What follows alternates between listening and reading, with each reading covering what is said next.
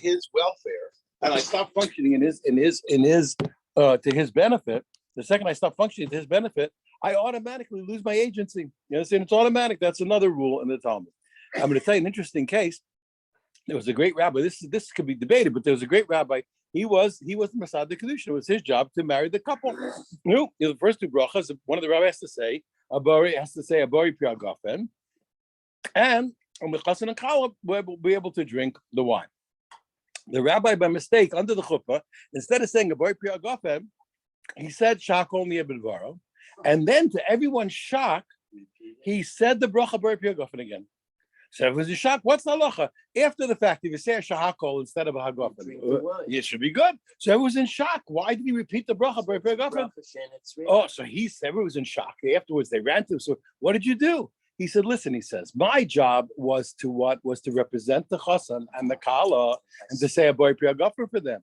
So even though it's true that if personally I made a shakol instead of a gofen myself, I could have been yotzi with the shakol. But since my job was to say the proper bracha for them, the second I said the wrong bracha, I no longer was representing the chassan and kala. They didn't hear a bracha, and therefore I repeated the berber gofen for the sake of the chassan and kala. That's right. That's what he said. Yeah, it's now this point could be debated, but it's a similar point. So let's take a look. First point is I can appoint myself someone shaliach without even asking them, as long as I benefit them, but not even if I do benefit them, but there's some negative, I can't do the job. Secondly, even when a person appointed me, the second I stopped acting into their benefit, I lose my agency or their direction. Yes, yeah, right. Now, a third principle is like this. A third principle is what we're going to learn about today. And we know that the rabbis did things to protect people. So the rabbis appointed, obviously, rabbis made provisions for orphans, the minor inheritors, to be protected. So we would appoint agencies, an apotropos, an overseer, and obviously the apotropos' job is to do things that benefit the orphans. However, you have to know caretakers also need caretaking. And that's why it's so important. For example, often a person, let's say a husband or wife, everyone should be in good health and happiness, everything good. But sometimes when a person has to take care of another person who's sick, if you don't take care of the person who's taking care, we can't take care of the person who's sick. So we have to take care of the person who's taking care of other people. Often I'm yelling at people all the time. The person who's a caretaker, I have to yell at the caretaker to what? To leave the hospital and to go eat and to go to sleep. Why? Because you can't. If the caretaker is not being taken care of, you can't take care. And the same thing here. The rabbis generally make rules that force the overseer, the apotropos, to do everything for the benefit of the orphans. However, there are times that we do things that are for the benefit of the overseer, even if it's not necessarily the benefit of the orphan. Why? Because in the biggest picture, in the overall picture, it's beneficial to the orphans to do what's beneficial for the overseer. I hope I'm clear what I just said. No, so that's today's page. No, yeah, exactly. There are times that I have to take care of the caretaker in order to take care of the people that the caretaker is taking care of. So sometimes what appears to be an anomaly or contradiction to the principle is not. And sometimes you have to get a hotel room for the caretaker. Why? Because if the caretaker is not taken care of, you're not going to take care of the people that he is taking care of. Okay, on that note, let's take a look and see how beautiful the Chachamim, the rabbis were the most beautiful things. You know what's funny? All the time I was growing up, people love to attack the rabbis. They believed in the Chumash, the written law. It was the rabbinic law that bothered them. And the joke okay? No, my question is, does the caretaker get paid for it? We're going to see. Well, in our cases, it's not the case, but there are such cases. Now, when I was growing up, people attacked always rabbinic law, and but they believe in the Bible. So the joke is, at all times growing, I was in shock. I said, if anything needs to be defended, it's the Chumash, not the rabbi. Rabbinic law makes sense. The Chumash doesn't make sense. The Chumash is hard to understand. Yeah, of course. They're good. But the rabbis are the most beautiful creatures in the world. They're the ones who make God's Torah. They make God's Torah function in this world. It's a wonderful thing. So let's take a look. But Yisomim, okay, so at the very top, we're in the Mishnah. Yisomim shesam chleitzo balabayis. Okay, let's say there were minor orphans who relied on. They decided to use any householder to let him manage their affairs. Or if the father appointed an overseer to manage their affairs. Chayiv Lasa Peir is saying he's obligated to tithe, to take, and he really means everything. To take all of the portions have to be separated from the grain. He has to take it away from them. Why? Because it's his job. Okay, he has to, even though what, even though it's not his, etc. We allow him to do it. He's allowed to do it. We want because they need the benefit. If there was an apotropos who was the overseer was appointed by the father before he died, Yishava, when he finishes his agency, he has to swear that he didn't take anything, that he didn't misappropriate anything. We know based in Lo Yishava, this is the first opinion, but where the based in appointed him, he doesn't have to swear. We're going to see in a minute the reasoning of the two opinions. The first opinion is if the father appointed him, he has to swear at the end of his agency that he didn't misappropriate. If the based in appointed him, he does not have to swear. Abba Shalom says the opposite. It's the opposite. He says if the father appointed him, he doesn't have to swear, and if the based in appointed him, he does have to swear at the end that he did misappropriate. Let's see. Then we're going to analyze for the rest of the day. We're going to analyze this Mishnah. We have a problem. We have to ask Akasha. How can you tell me that one person can take all the portions out of the grain for the orphans? Didn't we learn what we learned from the pasuk when a Levi has to take from his gift and give a gift to the Kohen? We learned it says Agam Atem, also you Atem v'lo shutafim, you and not partners. I can't take on my partner's behalf. Even my partner, I can't take on his behalf unless he appointed me. Atem v'lo recent. You and not sharecroppers. The sharecropper, what's a sharecropper? He gets let's say 70% of the field. He gives 30% to the landowner. He cannot take the portions for the 30% of the landowner. Atembelo Petrovin, you and not caretakers. My goodness, it's explicit. We learn from the drasha of what you and the caretaker can't take on behalf of the orphans. And the reason is why? Because nobody can take Trumas and Maasros when it doesn't belong to him. So how can our Mishnah say that the caretaker is going to take Trumas and Maasros? Don't worry. Kan lahachil. It depends. When did our Mishnah say that he's able to take the Trumas and Maasros on their behalf? When they need to eat, he has to now separate so that he can feed them. That he's allowed to do. Kan laniach. When do we say? Yeah. When do we say not? When do we say that he can't? When he wants to separate it and leave the produce for after they become reach majority, then he has no right to, because they can take care of it themselves and he can't do it. So only for immediate benefit, he's able to do it. And indeed, we learned that exactly this point. The overseer is able to take Trumas and Maasros only in order to feed the orphans now while they're still minors, but not in order to just put away into the grain for their estate when they will grow up. Now we're going to learn furthermore. We're going to learn this brisa has a lot of details that our Mishnah doesn't have. We're able we can sell on behalf the overseer, on behalf of the orphans, he can sell an animal, he can sell slaves and maidservants, houses, fields, and orchards, all in order to what? In order to support them, to give them food on a daily basis. But he can't sell these things as an investment. For example, I better sell them before they get stolen to leave for when they're older. That is not allowed to do. Right. Also, he can sell their produce, their fruit, wines, oils, fine flour, also only for the purpose of feeding them now, not to make an investment for the future to help them.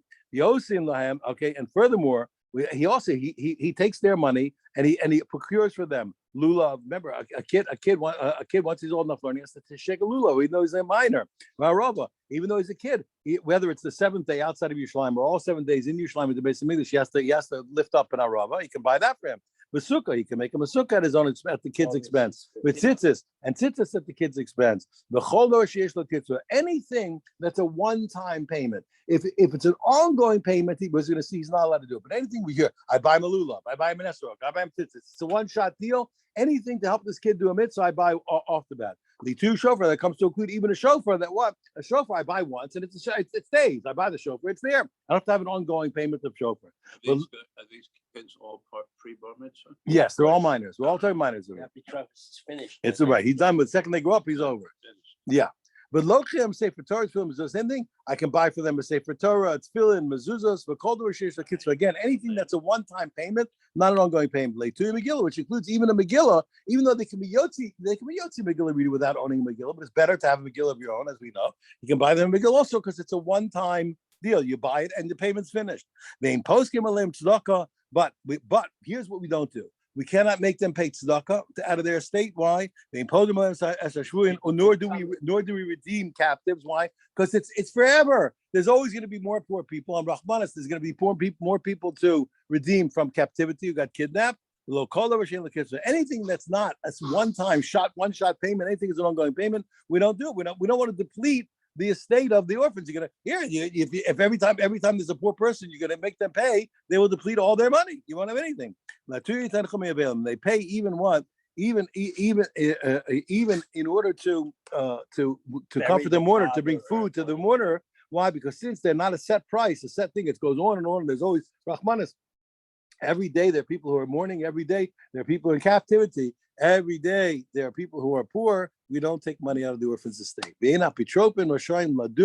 Not only that, the apotropos cannot represent them in court. If somebody's fighting them, he cannot go in. If they need to, if they're going to be liable to payment, he can't go to represent them. According to the original reading, he can't even go in to win a case. He can't go in to get benefit for them. He doesn't go to court on behalf of the orphans. We don't do it. They have to defer the case till they grow up. Yes. Okay, Liskos Amayla says, 1 second, what's the problem? I understand the principle. I understand why I can't go to court to lose. They're going to lose. Let's wait till they're grown up. We'll worry about it when we get there. The guy will die. Who knows what's going to happen? You know that story. One of the shtetls, the Jews were constantly abused and tortured by these drunken goyim, in Poland and every place. The guy would own the town, and every nutty thing that came to the guy's mind, the Jews suffered. They killed them. They were horrible. They were horrible. The parts, they were horrible people. So one time a guy comes to the Rebbe. He says, Rebbe, I'm in trouble. He said, what happened? He says, the parts, the guy who owns the town. Every year he told me, listen, every year I have a party, and after I have special entertainment, I decided next year you're going to provide the entertainment. I'm giving over to you a dog, and by next year I want you to teach that dog to speak, and I want to present the talking dog at my party. He says, and if you don't, he says, I'm going to kill you. Guys, he takes the dog. He comes to her. He says, what am I going to do? I'm finished. You can't teach the dog to speak. So what do I do? He says, listen, don't worry. So take the dog and live your life. It'll be fine. Don't worry. He says, what do you mean? What do you mean it'll be fine? He says, listen. He says, a year is a long time. He says, a year from now, he says, you could be dead. But anyway, he said, a year from now, the parts could be dead. The guy will be dead. He says, and who knows? Maybe you teach the dog how to talk. Who knows what happens? The answer is what? So the answer, he says, well, for you, he won't talk, but for me, that's right. So the answer is what? So the answer is why can't he go to? We understand why he can't go to lose a case. Why? Who knows what'll happen by the time they grow up? Who knows the guy will die? Who knows what'll happen? We don't preempt the loss. But why can't he go to represent them when he's going to get paid for them? Why can't he go? Ella Gemara says you're right. This goes with Yisomim. He says really the truth is that you cannot that what if there's a loss, they don't represent the loss, even though he went. Okay. He thought he was going to win, and they lost. Even though he thought he was going to win, he was allowed to represent them. His representation, I'm not clear. He went in to win, but he made a mistake. He thought they're going to win the case, but he made a mistake. They lost. So I would think, well, now that he represented them, even though he wasn't supposed to represent them and losing, once they lost. The answer is no. Even when he went to win, but he lost, he still doesn't represent them. When they lost and they don't have to pay. Oh, furthermore, the overseer can't buy a faraway property and redeem it with a close by property. Okay. The other way around. To sell a faraway property and to buy a close property and to redeem a close property. Why? Even though he wants to buy why? He cannot sell a bad field and buy and to redeem a good field. My time, what's the reason? Deal with mishtatim, because all these properties, when you change the status quo, maybe they'll become windblown. The point is, like, you can't rock the boat. You don't know what you're doing. You think it's a safe trade. Who said it's a safe trade? Don't rock the boat. If you have a sure win, do something. Anything that involves risk for the orphans, don't do it. Don't rock the boat. You think you do a safe trade? How do you know what you're doing? You don't know what you're doing. Okay, also the overseer cannot sell fields. You can't sell a field to buy a slave. Slaves die. Their slaves die. They get sick. It's not a good deal. Yeah, they eat. But you can do the opposite. You can sell slaves in order to buy fields. A field's a better possession than a slave. But says, no, you can't even sell a slave for a field. My time, what's the reason? Because what? Maybe the field will not remain stable. Again, the same thing. Maybe so it's not going to be stable. What somebody's going to claim, oh, it's a stolen field. It's got a lien. It was a stolen field. Again, just to reiterate, let me explain again. If you're an overseer, you can only do what is 100% secure. That's it. You take no chances with the orphan's possessions. Understand? What's 100%, and even what a normal person would do for his own. Let's say for your everybody in the world for their own portfolio would make this trade. Do not make this trade for the orphans. If there's any possibility of it not working out, don't make the trade. Okay. Now, furthermore, you're not allowed to. You cannot. They are not able to free the slave of the orphan, even though he's going to give you the money. He doesn't have the power to free slaves. He can't free slaves. They don't own them. The guy's going to pay. Here, he says, I'll free the slave, and the slave will give us back the money that he was worth. It's no good because he didn't go free. What he can do is like this: I can sell. You want to free a slave? I can sell it to somebody else. Okay, and now what? And the other person can free the slave. Once I sold it to somebody else, he buys him. He has the ability to free him. So if I have to free an orphan slave, what do? I sell the orphan slave to another person and let that person free them in the orphan slave. Or to himself. Yeah. Yes. Rebbe says all the more. Omer and the afunas in the here. That's what that you can see that you wrote the Gemara. Here, so the Gemara says. He says what? He says what? He can also pay himself. That's also like selling himself to himself. So the truth, in other words, really.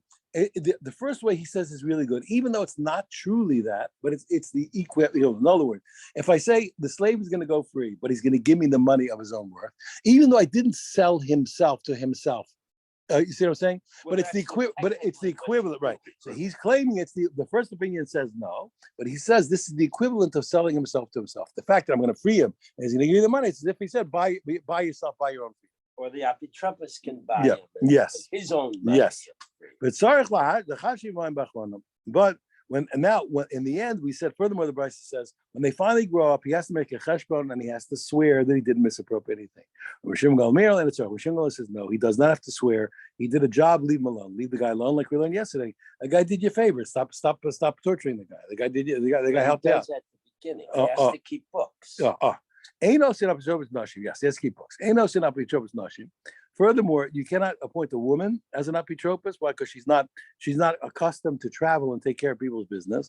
But I can't appoint slaves to become an apitropos because they're not trustworthy. I can't have a minor be an apitropos. Why? Because they're not competent. Okay, but if the father of the orphans appointed any of these people, he certainly has the right to do it. Like I mentioned earlier, the father, many times the deceased has the best insight into what's going to be the welfare of his inheritors. I just told you, I know a case of a man who passed away with a tremendous fortune. He guy worked hard, he made a lot of money. He was successful, and he skipped his own son, and he gave the whole business to his grandson. And he made his grandson the overseer for the whole family. So the son took the family business and supported everybody, supported his parents and his brothers, and they were all happy about it because he was really good. The grandfather knew who knew how to make money. And you have to be honest, when we have children, you can't fake yourself out. Fathers are often a problem in this area. Fathers love to see the potential in their children. Mothers know who the kid really is. When I used to interview kids to come, I only used to teach people over 25 years old. Later, I started taking kids already 17, 18. So I started to take kids out of high school. You have to know who the kid is. So if I want to know what a kid's potential was, I asked the father. If I want to know who the kid actually is, yes, the mother. She'll tell you the truth. It's the mothers. The Rebbe. Yeah, it's the mothers. They know the truth. There was once I knew one woman. She's a good woman. She just, she had that brassy, loud demeanor. She said, now my Shmuley, every place he looks, he makes a buck. He just looks anywhere, he makes money. I didn't care, married to a sweet girl, make him laugh. It doesn't make a difference. He'll have money his whole life. He said, but my Yankee's never gonna make $1. He doesn't. He's up in the clouds. He's a dreamer. I got him a girl with some money. She says, yes, the mothers know. The mothers know the real reality. But often the person who's passing away, he knows. Even though he appointed somebody that for you seems to be a strange choice, he knew who's going to really carry out his wishes and protect his estate. However, say during Meir. Once there was an overseer in the neighborhood of Rabbi Meir. He was selling land and taking the money and buying slaves. And Rabbi Meir didn't let him do it. We said that's not a good trade for the orphans. And in the heaven, he saw a dream where they were apparently criticizing him.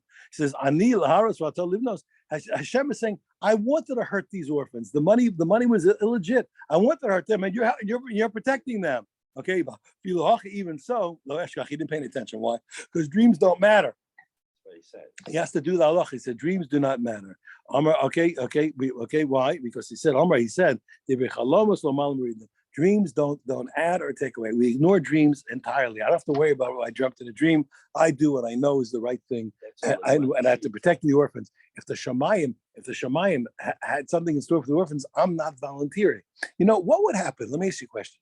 What would happen if in the Shemayim it was decreed that a certain person would be murdered, and if all the people in the world refused to join? No, what'll happen? We'll have to have a conversation with God. God said this guy's gonna be murdered. Everybody in the world says, "I'm sorry, I don't volunteer." Nobody volunteers. No, that'll be God's problem. That'll be God. It's not my job. It's not my job. It's not my job to worry about what Hashem wants to do. You want to hear a story? I'm not late yet. Listen to this. I'll tell you a true story. Where I lived in Yerushalayim for many years, there's a certain month, and I can't remember when it is, when all the toads come out. There's a certain month. And we used to go up early to daven, etc., in the middle of the night, So one night I'm climbing a hill. It's the middle of the night. It's pitch black, dark in Yerushalayim. And I see a frightening tableau. I see a frightening picture in front of me. What is it? In front of me, there's a little frog, this toad, in the middle of the road. And right behind the toad is a cat about to pounce on the toad. So my first reaction was, I'm going to shoo the cat away. He's going to kill the toad. And I said to myself, wait a second. Who are you to interfere in God's plans? This Hashem made a toad. Hashem made the cat. That's what they do. Who are you to interfere between the cat and the toad? This is the way God made the world. So I pulled myself back. It's all happened. Remember, time kind of froze. So I had time to think it out. So then I said to myself, wait a minute. I said, Rabbi Yehuda Nasi suffered for years and years and years because he told a calf, go to the slaughter. That's what you're made for. That he didn't show sufficient compassion. So I see that's not the right thing to him. I said, look, that's how God made you. So then I realized I have to intervene and shoo the cat away. But when I went to shoo the cat away, then I said to myself, wait a second, but the cat has a right to the toad. What am I doing? And then I said, look, where's my compassion? Like Rabbi Yehuda Nasi, what do I do? So back and forth. Then I finally said, okay, I got a conclusion. I looked up. Remember, I told you I had a lot of time because time was frozen. I look up. I said, frog, for this you were created. I said, cat, for this you were created. Then I pointed to myself. I said, human, for this you were created. I said, get out of here. Okay, that's the point. You have to know. You have to know what your job is. It's not my job to worry about. Even Hashem's plans in the heavens doesn't affect the morality of what I do. I'm not here. And the famous rule, it'll come up soon. We'll learn in Baba Metzia. When a person brings a proof from the heavens, what do we say? When we prove that the heaven agrees, what do we say? Lo b'shamayim. The Torah's not in the heavens. God doesn't paskin, we paskin. Sorry. It's shocking. I know it's shocking. It's shocking. But I'll tell you why it makes sense. Hashem approved. And I'll tell you why it makes sense. And later, when we get to know each other better, I'll explain to you more deeply. But the point is, because remember, ultimately the Torah is to give tremendous affirmation to human beings. And it's human, and even the word of God is ultimately determined by who? By humans, by rabbis. That's why by humans, because that's by humans. By humans, human beings paskin the halacha in the end. And okay, we'll see. Okay,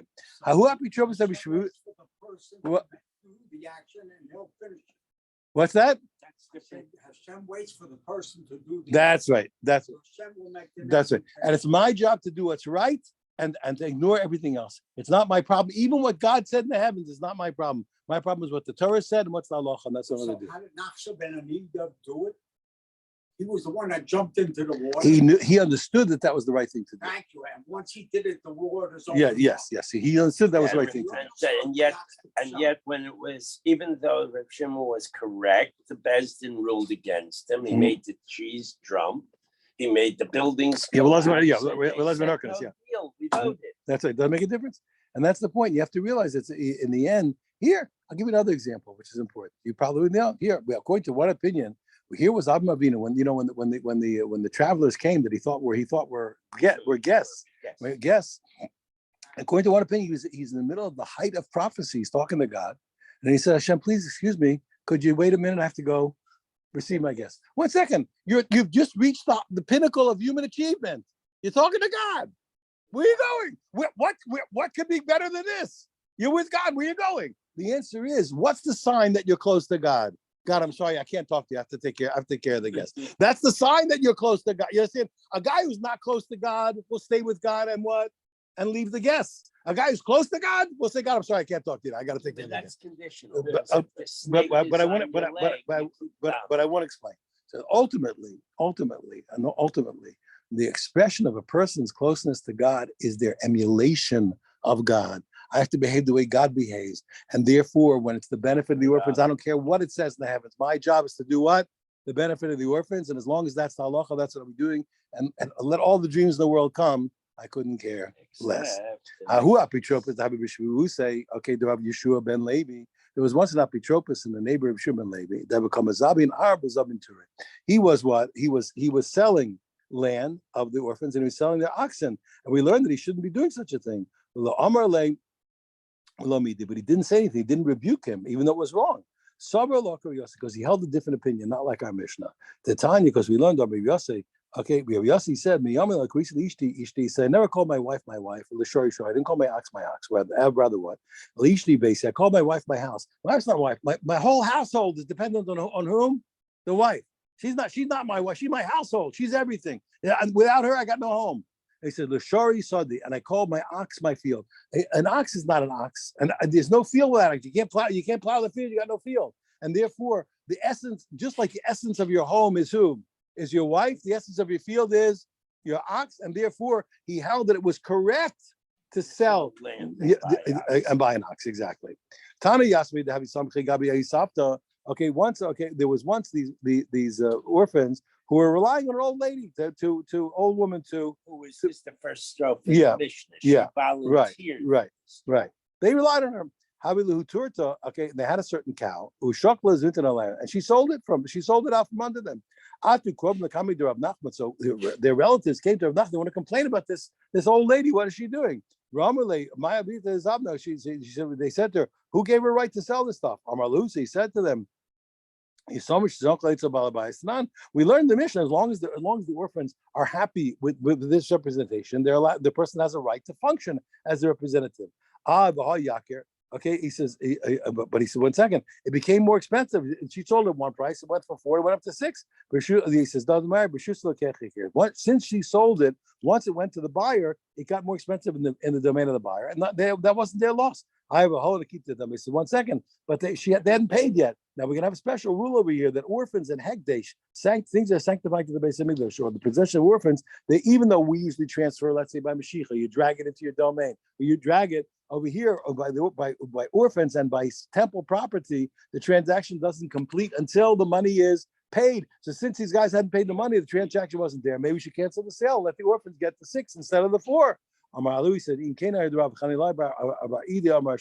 said, no, it follows this rule.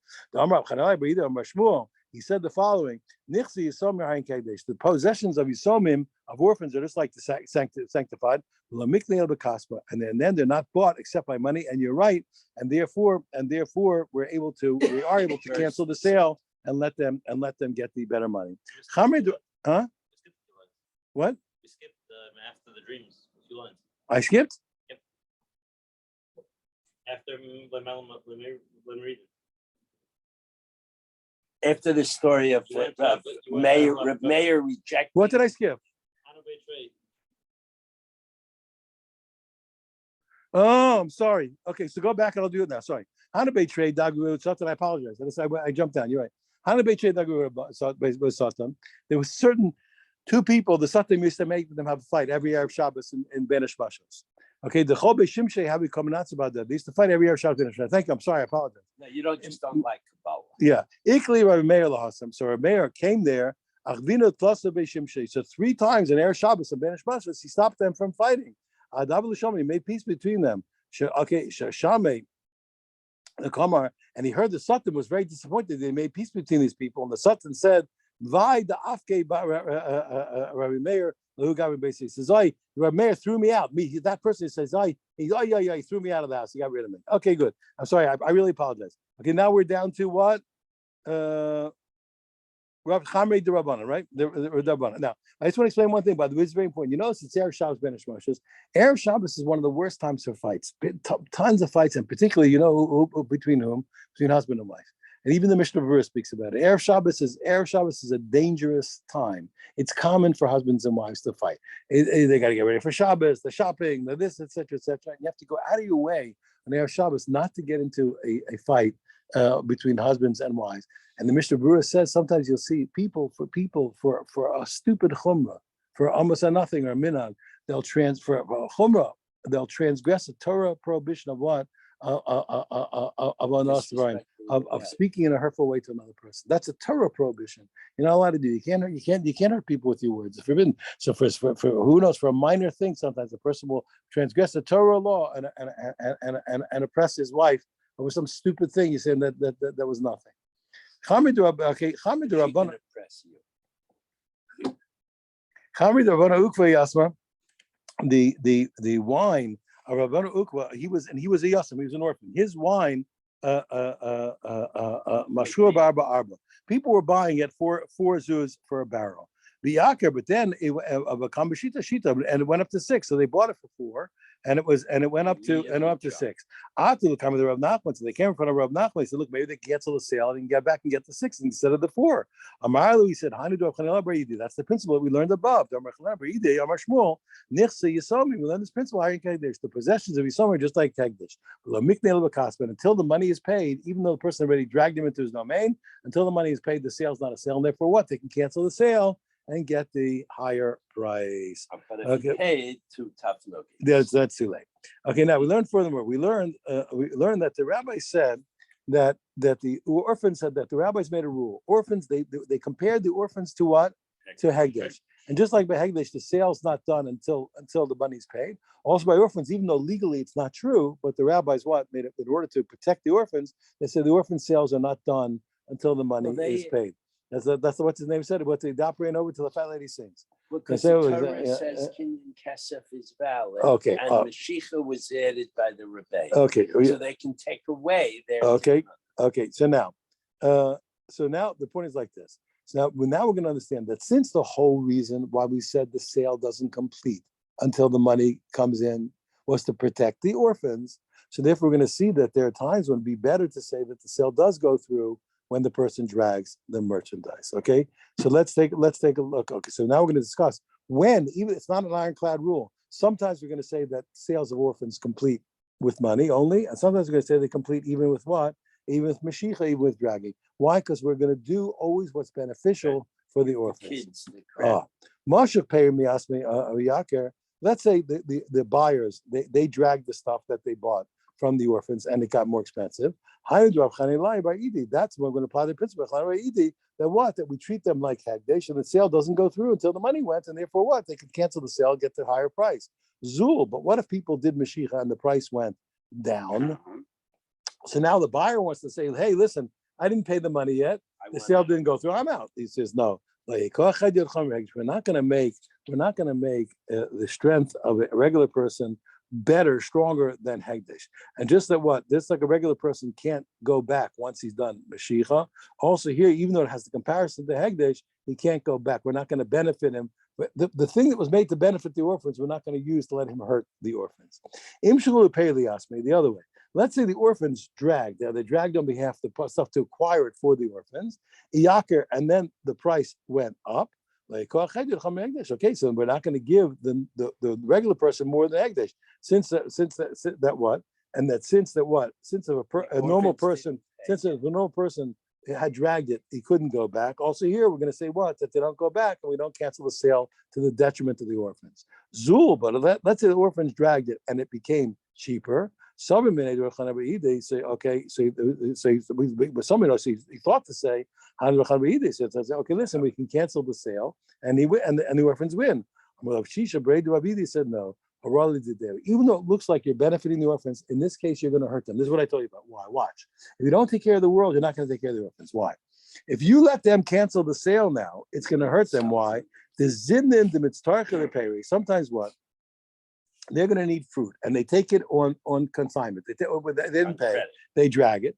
But okay, and nobody's going to want to ever give it to them until they pay money. Why? Because if they see that the orphans back out because they haven't paid, when the orphans need produce, nobody's going to sell it to them because I'm not taking a chance. These guys are going to back out. I'm not selling them. So it's better to now do what locally seems to be to the detriment of the orphans, because overall we want to make sure that people don't avoid selling to orphans on credit. Right. I said again, this is just like I told you.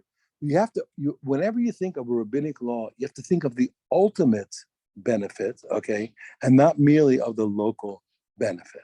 Okay, you have to think of the big principle and ultimately what's beneficial, even though in this local case, this one case may not be so great for the orphans, but overall it's going to be better for them to not cancel the sale so the people will be willing to sell them on credit. Yahabi Yasmi Zuzi Aperi. Let's say the orphans, they paid money for produce. Okay, so the deal's over. Zul, now the price went down.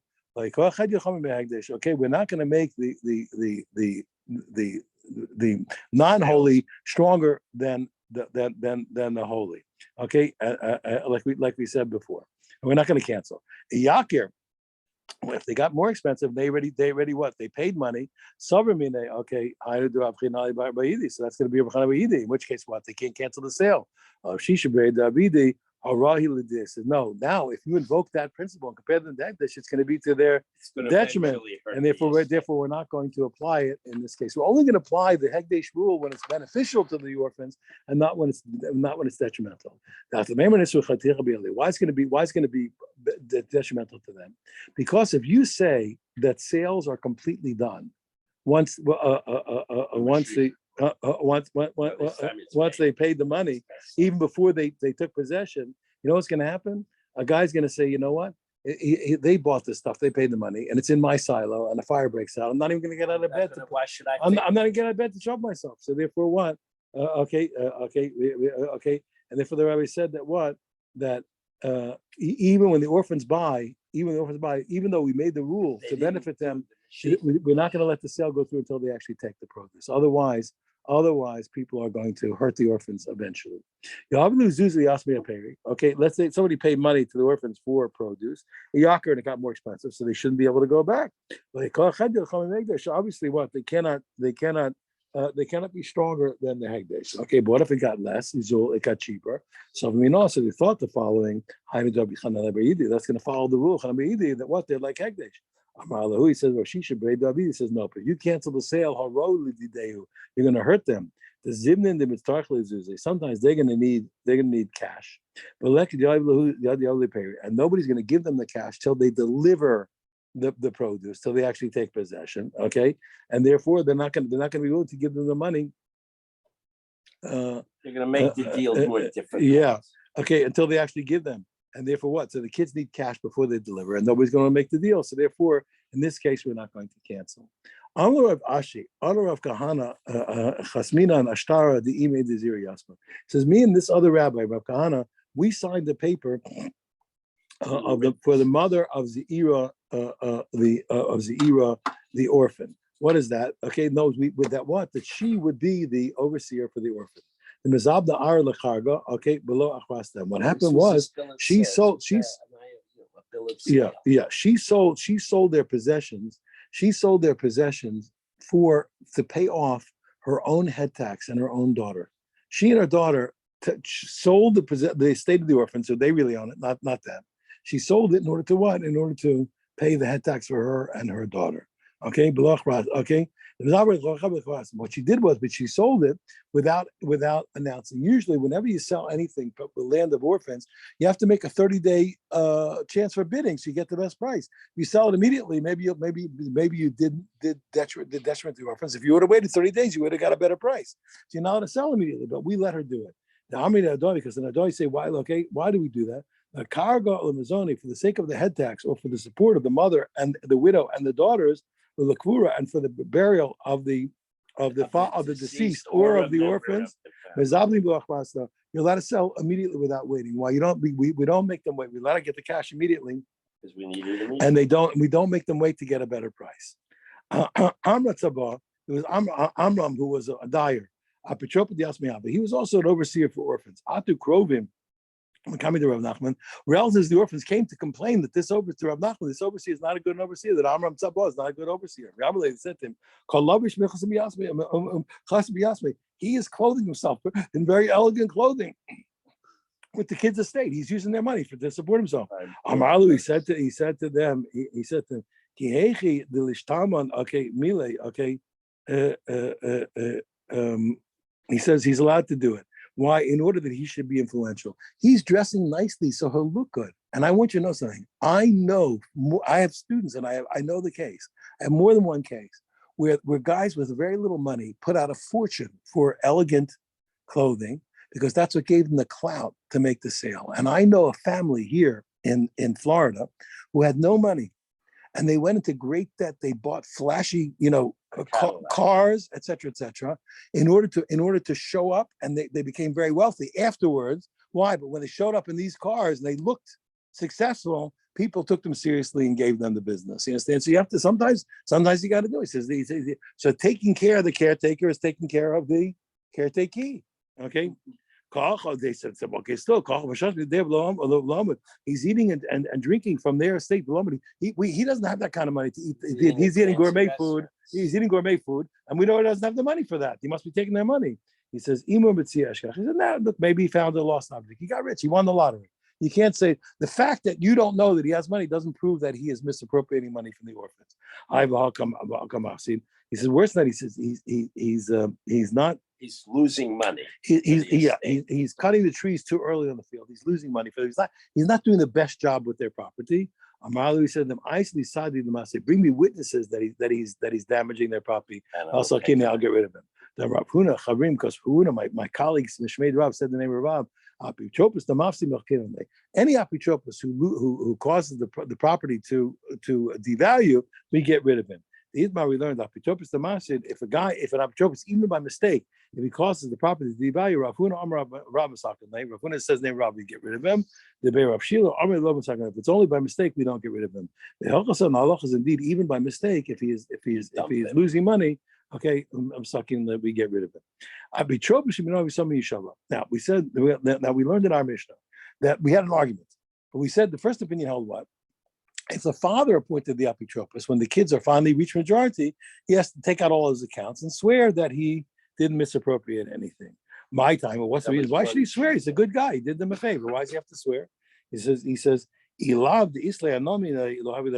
The answer because the reason why the father already helped him. Had the father not given great benefit to this guy, he never would have taken the job. And therefore he wasn't just doing out of the goodness of his heart. He really owed the father. And therefore, since he owed the father, he did it. And therefore you can't be guaranteed that he's 100% honest. And the fact that, but pardon me, I said wrong. We know that he took the job because the father did good to him. And therefore, since he feels indebted to the father, making him swear will not turn him off. It's not going to stop him taking the job. He's taking the job because the father helped him in his lifetime. So he took the job. Making him swear is not going to turn him off from taking the job. Furthermore, we learned, we know based in Laishava, we said, but if the based in appointed him, then he doesn't swear. Why? Because here, when the based in is supported, the based in didn't do him any favors. He's doing out of the goodness of his heart. The based in wants him to be a good citizen. And therefore what? And therefore, since he's only doing out of the goodness of his heart, if you make him swear, that he's not going to take the job. Return it to him. That's the reason. The first opinion. The first opinion is what? When the father appointed him, you can make him swear. He owes the father. Don't worry. He can swear and he'll still take the job. When the basin appointed him, he's doing it completely out of his own volition. You make him swear. He'll turn him off. He won't take the job. Don't make him swear. Abba Shalom Mechilif, but Rabbi Shalom says the opposite. No, when the father appointed him, you don't make him swear. When the Beis Din appointed him, you do make him swear. My time. What's the reason of Abba Shalom the opposite? We know Beis Din Yishaba. And the Beis Din appointed him, he should swear. But like a kala, the Inish Mihamna. Who? Here's why. Well, if Beis Din appoints you to be apotropos, everyone in the world knows that you're an honest guy. You benefit tremendously. If the Beis Din appoints you to the Beis Din is announcing to the whole world that what? That you're a good guy who's going to do business with you. Okay? Because Beis Din, everybody supports, well, the Beis Din trusts him. Okay, therefore what? And therefore he's benefiting so much by the appointment. Okay, he's not going to be turned off. Yeah, he's not going to be turned off. I know it's a guy that I know a case. I don't know if you know this. Mitzvahs cost a lot of money. If you're in the mitzvah business, mitzvahs cost money. Oh, let's help this guy. Everything costs money. Everything you do costs money. You want to feed people, it costs money. You want to help people, everything costs money. When my Rebbe had a baby, a boy at the bris, his Rebbe said, "Oh, he should be a Talmid Chacham." So he said, "Rebbe, a Talmid Chacham, not a Rosh Yeshiva." He said, "What's a Rosh Yeshiva? It's a Talmid Chacham and a Shnar." He said, "What's the do?" So every mitzvah costs money. Everybody who does mitzvahs knows that mitzvahs cost money. We saw Salanter, who was really a secret agent. If you read about his life, he was an undercover agent. He was doing such political and social incredible. He was pulling strings all over Europe through Germany and Lithuania, everything. Incredible. He needed money. He sent one of his guys. He said, "Just get me a bundle of money." So the guy, one of the Gordons, he goes to work in a bank, and he's becoming quite successful. But something happened, and the bank had a loss that maybe could have been construed as his fault. It wasn't necessarily his fault. But he stood up, he said, "Listen, I don't care. I am taking responsibility. Every penny that the bank lost, I'm going to pay back." All over Europe, everybody heard about it. He went out to do business. You know what happened? Everybody in the world did business with him. This guy took responsibility for the bank loss. The opposite. He took responsibility. He became wealthy. You know why? Everybody wanted to do business with this guy. Such an honest guy. Everybody ran to do business with him. So his taking the loss became the greatest benefit. Same thing over here. The apotropos by accepting the job from the Beis Din, he gets a reputation. This guy's a straight shooter. This guy's a good guy. He wins. He benefited. He's getting more than he's giving. So he's happy. Don't worry. You make us swear he's not going to get turned off. But the benefit that he got by being recognized as a reliable overseer is worth everything. The opposite way, okay. But he said, okay. He said, obviously, but if the father appointed him, you know why he shouldn't swear? Here's what happened. He said, they were friendly, but there was no special benefit to the apotropos. He was a buddy with him, and if you make him swear, then he's not going to take the job. Rav Chanan bar Ami, Amar Shmuel, so the halacha indeed follows who? Follows Abba Shaul. If the father appointed him, we don't make him swear. If the Beis Din appointed him, we do make him swear. We do say that what the Beis Din gives him tremendous benefit, you can let him swear. Okay, Tanya, we learned in a brayso. Lezer ben Yaakov Omer, Zeh b'zeh yishaveh. We have a third opinion says no. I don't care whether the father appointed him or the Beis Din appointed him. He always has to swear when they reach majority. Halacha kedarab, and that is indeed the halacha. Tani Rab Tachlich bar Rabba Kamei from Eretz Yisrael. He taught the following from Rabba: Apotropos shemino avisom yishava. If the apotropos was appointed by the father, he has to swear when the kid grows up. If they should no say sachar, okay, because he got paid. Whoever asked this before, because he got paid. He said, "What do you mean?" He says, He says, "What did you?" They said, "Did you bring a cob of food and measure it out?" Who said he got paid? What are you talking about? Rather, if they should it's like he got paid. Why is that? Because like we said earlier, the Aswar is what? No, the other way. That had the father not done him a benefit in his lifetime, he wouldn't be taking the job. Therefore, what he feels indebted to the father, and since he's indebted to the father, nobody's going to take a job to watch over a kid if he wasn't indebted to the father. And therefore, since he's indebted, the fact that you make him swear is not going to turn him off. He's going to keep doing the job because what? Because he feels indebted to the father. It's also because people hear that he's up.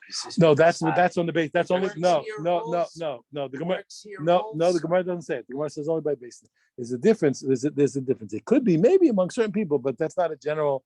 It's not a general It's not a general He's not reluctant to swear yeah. because he ultimately benefits. Everybody knows. No.